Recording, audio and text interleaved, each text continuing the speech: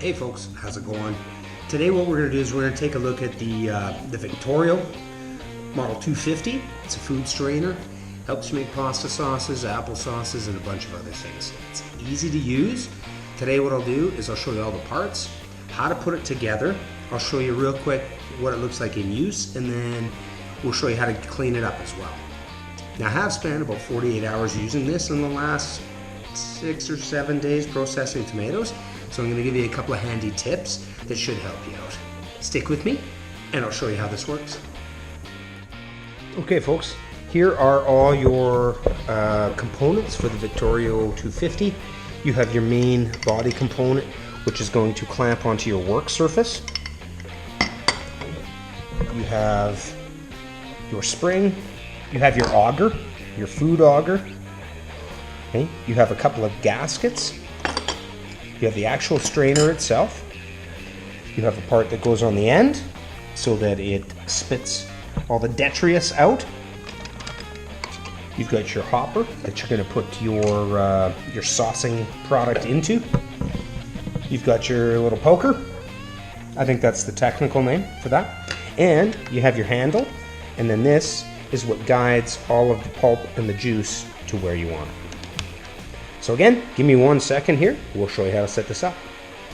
So what you're going to need to do is you're going to need to fix this to some sort of a work surface. So I happen to have my counter here. It's got, well, I don't know, maybe a little bit more than 1.5 inch gap. This is probably going to have to be about 2 inches, or it is. It will manage a work surface that's 2 inches. So, I mean, you simply slide it onto your work surface and tighten it up. I do like it nice and tight. I don't want this wiggling around. I don't want it to hurt the counter, and I don't want to wreck my Victorio 250. So here is the spring. The spring just simply goes onto this metal protrusion. And just a little top view for you folks. Okay, and then you're going to put your auger bit in there. It's very easy to tell which way goes which. The larger end should be at the back, guiding everything down to the smaller end. Okay, the smaller end is hollow, and the large end has a spot for your metal protrusion. So you just simply put that on like that. All right, that little end there, be careful when you're cleaning it because stuff can definitely hide in there. And that spring is pretty strong. Your next step is going to be your actual strainer. Okay, this is what your strainer is going to look like. You do want to have that about out as far as you can. Now, they gave me 2 different rubber gaskets. And because I read online that people have had issues with these leaking out of where this connects, what I decided to do, and would be it right or wrong, and I don't know if this is what you're supposed to do, I put them together.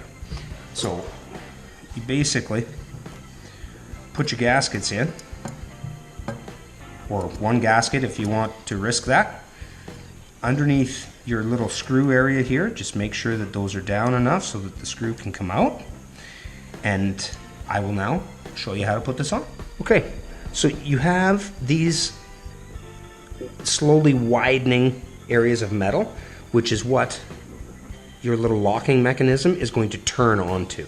So I kind of like to have that little screw thing on top, so I'm going to try to turn it this way. Now, one thing that I have found is that that spring is actually pretty formidable. So I put my body behind here. I don't want to bend this.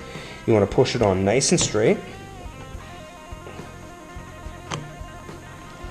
And then slowly turn it. And it will lock in. You can tighten that up if you so choose. That's not going anywhere. I'll show you the next step. Quick fun fact, do not forget that gasket. This allows everything that you're straining, all the seeds and skin, to come out. You don't want that falling anywhere near what you're trying to collect. So this just clips on as easy as that. This is your hopper. this is where all of your product's going to go into, and it quite simply fits in the top. It's not rocket science, folks.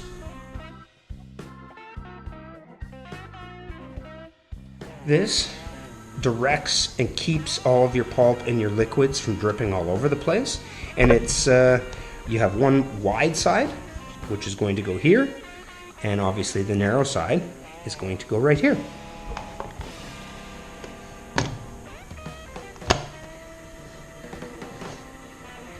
There's your handle. Time to attach that.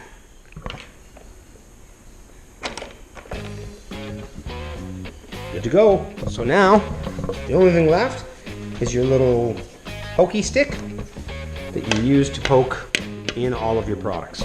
So, unless I'm mistaken, I have got some tomatoes and some peppers that look like they are about ready to go through the strainer. Give me a second and I'll show you how that works. Okay, this is the setup that I have found works well for me. So you have your large bowl here that's going to collect all of your pulp and your juices. You've got your waste bowl here, okay? And then what I like to do is put the stock pot right here, which usually sits underneath here, underneath the hopper, okay? Which means that I can spoon it in without dripping everything all over the place. So, let me grab my maters.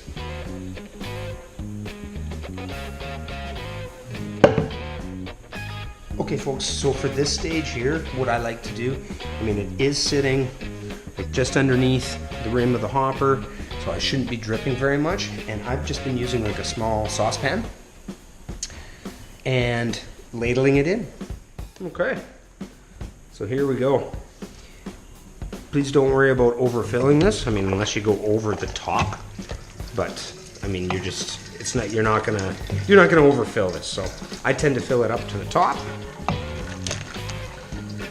Put a couple or three good sized scoops in. As you can probably hear, a lot of the liquid's already starting to drain out, and I'll show you how this looks.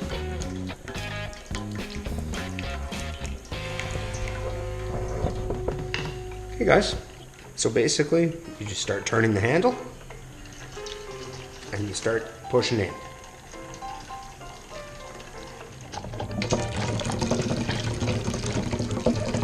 As you can see, the juice is coming out, and then as it builds up in there, you slowly start getting the pulp. There's no seeds, no stalk, no stems, no blemishes. It's absolutely fantastic. Now one thing that I know is that my little collection tray there is a little bit too high, but when the pulp starts building up, like you can see it's building up now, it's very easy just to tip it a little bit and get that out of there.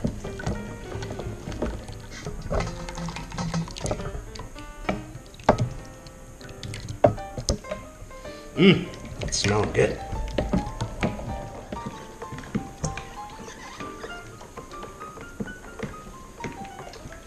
Okay, so once it starts getting full, I tend to put it in another large pot, stock pot, whatever you've got. I just lift that up a little bit, slide it out.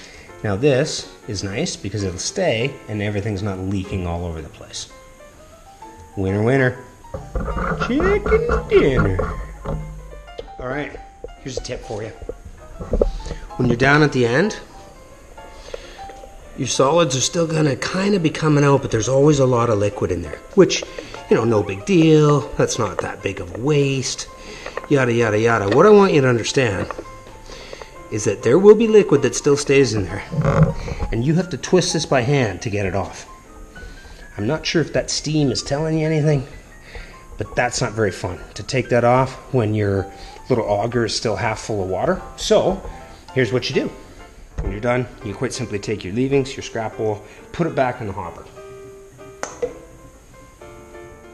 And you know, the purpose is not, you're not even looking to get like tons more moisture out of that, because I mean, you're probably not going to, but the solids will end up pushing more liquid out of here. Here, I'll set this up, I'll let you see. Okay, so that's kind of sitting there. She's about done, ready to go. I'm just gonna run this the waste material through, and you'll see that there's an awful lot of liquid still coming out of there. So, not a big deal, but it is kind of a handy little tip. Okay, here's what your strainer is going to look like when you're all done. So, what I tend to do is take this off. That's a little bit more of the waste. I really don't want any of that kind of getting in anything, so I do check the end just to make sure that there's nothing hanging out. Looks good to me. And so now you can use something, whatever, I guess kind of fairly sharp. To be honest with you, I just use the end of the collector and I scrape it along the strainer to get the last bits off. Which I tell you, the better you do this, the happier your life will be when you're cleaning. So that's basically tomato paste right there. And then you put that in with the rest of your juice, and away you go. All right. Here's another little handy tip for you. This, you're gonna unscrew here. You're gonna push it back in and twist it to get it off of there, and then you can get everything out of the inside. Wait until it's not scalding hot. Just saying. Right. When I'm taking this off, I tend to take the handle off. I in no way, shape, or form want to bend this. So, I loosen that right off.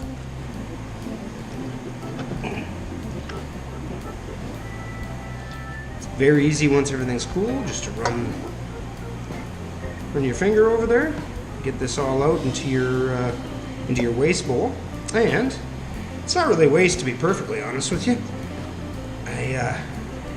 I'll include this in my tips and tricks part. I got a great tip from a friend out in Ottawa, or Ontario anyway. But there you go. Quick rinse. And that is good for the next batch.